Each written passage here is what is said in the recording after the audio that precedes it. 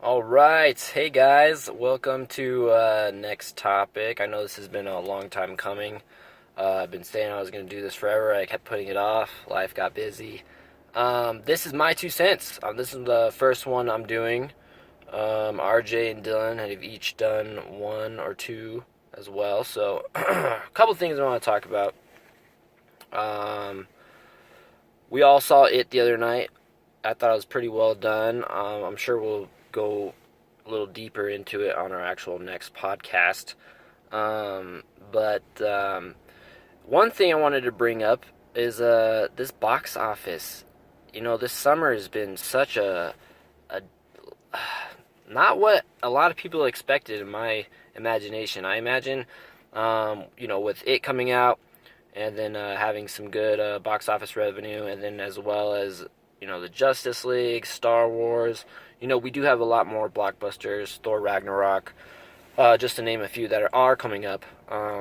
But overall, this movie season, this year of movies for me, there's been a couple good ones that I've really liked, but altogether, it's been lackluster. I've kind of been disappointed. So, another interesting thing to bring up with Star Wars, though, is since Disney acquired the rights and everything, literally half the movies they've done, they've fired the director. And what I'm referring to is the untitled Han Solo standalone movie. Josh Trank got fired from that and then was replaced by Ron Howard. And then even more recently, they just announced that for Episode 9, Colin Trevorrow, who did Jurassic World and was working towards directing this movie, was replaced. And they brought J.J. Abrams back in to do it, which is a great choice in my opinion. I love J.J.'s work. The Force Awakens, I thought it was very well done.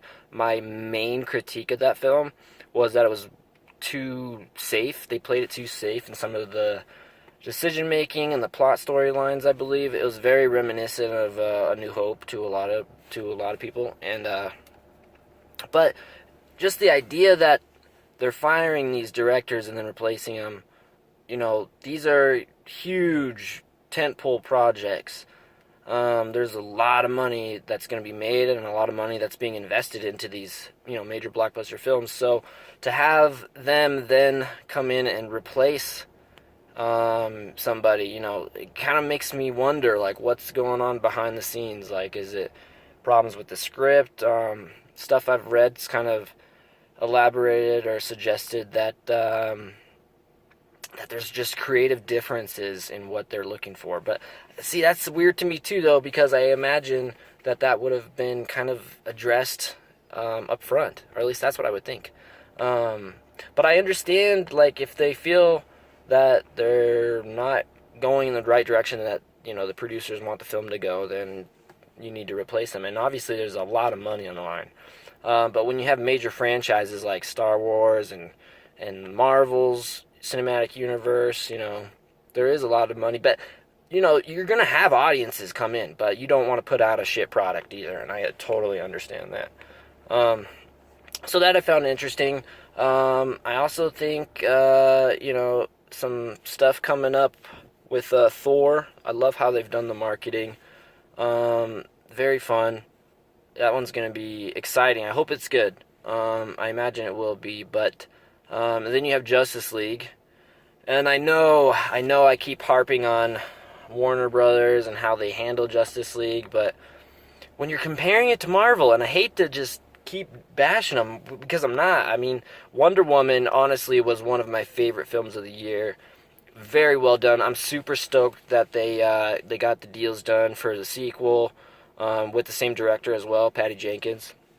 Shout out to her.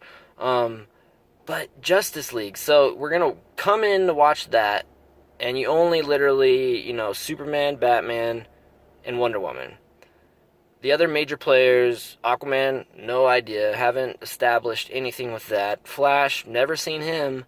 Same with Cyborg. I mean, we got teasers, essentially, in Batman vs. Superman, which was just downright awful, in my opinion. But so it just feels nothing's established. So I wonder if the movie will suffer in terms of character development once they actually try to bring everybody together. But I'm interested to see how that will play out. I also think there's a lot of questions still regarding Ben Affleck and whether he'll, be in a solo Batman film.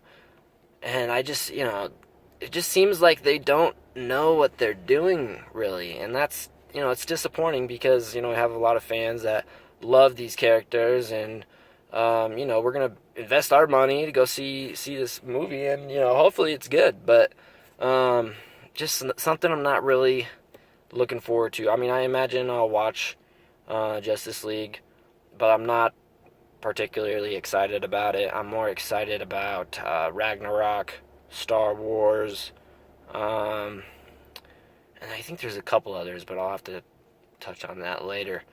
But it's just interesting. So I think the summer box office has suffered to a greater degree than most in recent history. But I do think this last half of the year, the fall and winter, and especially with it dominating the box office currently, I think it'll rebound. But that's another thing is like maybe the reasons why they're replacing directors here and there and all these creative changes is because there is a lot of money on the line. And truth be told, there's so many different options for consumers and viewers now. Netflix is just absolutely killing it, especially with their own original content. Absolutely great stuff. So it's like, if you're putting out some crappy movies, then you're losing out to all these other platforms, Netflix, Hulu. I mean, the list goes on and on. I mean, even millennials essentially are moving away from cable, paying $100 a month to have 10,000 channels that you only watch 2 of. It's just not worth it. So it's important for these these creative artists to really put out a good product. And I feel like it's suffered lately, but there's been some successes here this year, and it'll be interesting to see how the rest of it plays out. But anyway, this has been fun. I think I'm going to wrap it up here. So go check out some good movies. If you have anything you'd like to suggest, please comment and subscribe to our podcast. And until next time, this is Jay signing off from My 2 Cents. Take care.